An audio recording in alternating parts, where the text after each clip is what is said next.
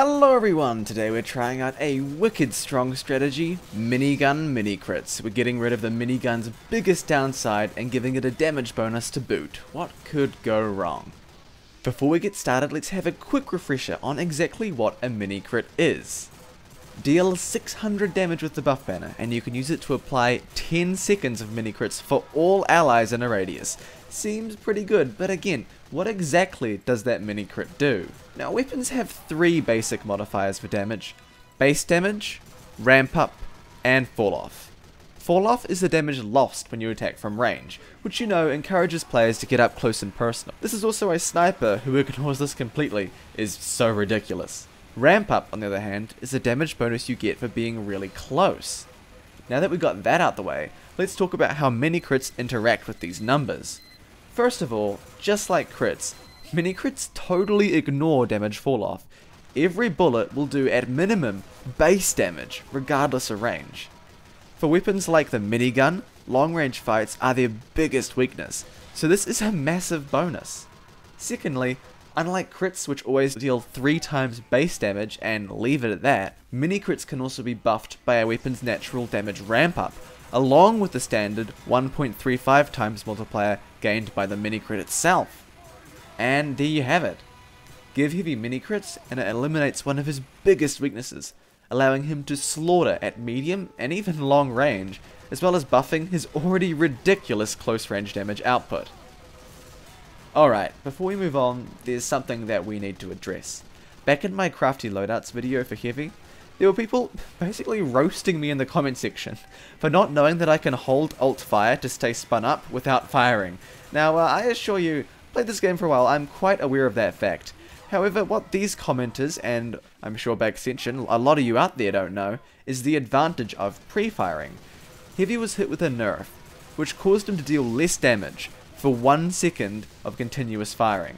That means to get max DPS, you have to start firing a full second before you encounter an enemy.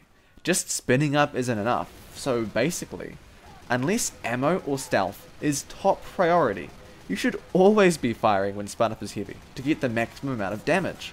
I just needed to get that off my chest. Anyway, back to the video. So this combo was already super effective, but you know me, I had to find a way to take it beyond, and the Tomislav, yeah, that's a great start.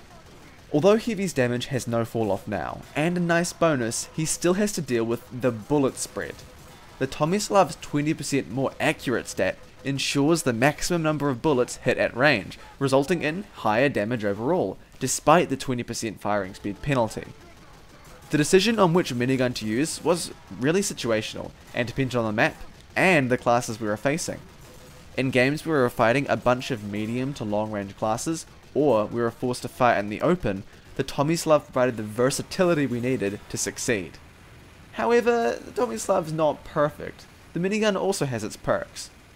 When fighting other heavies or overhealed classes close range, the minigun's additional fire speed is invaluable for mowing down crowds of people before they can react.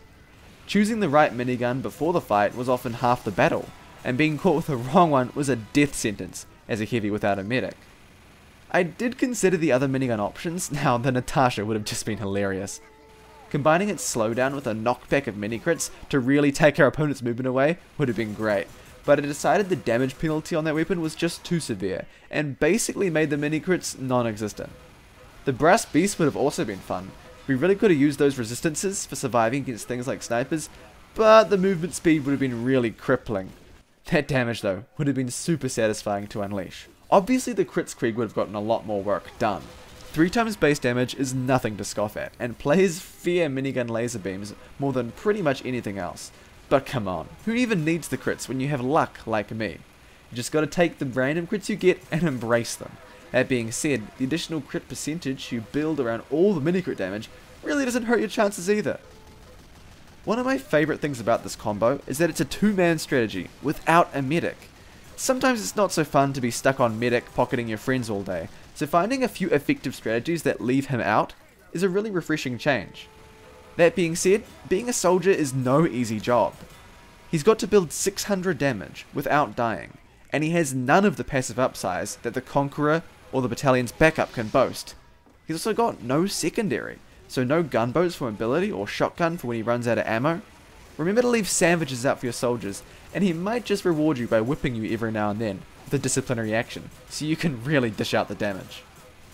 And there you have it. Thanks for watching all the way to the end. That's all I've got for you right now.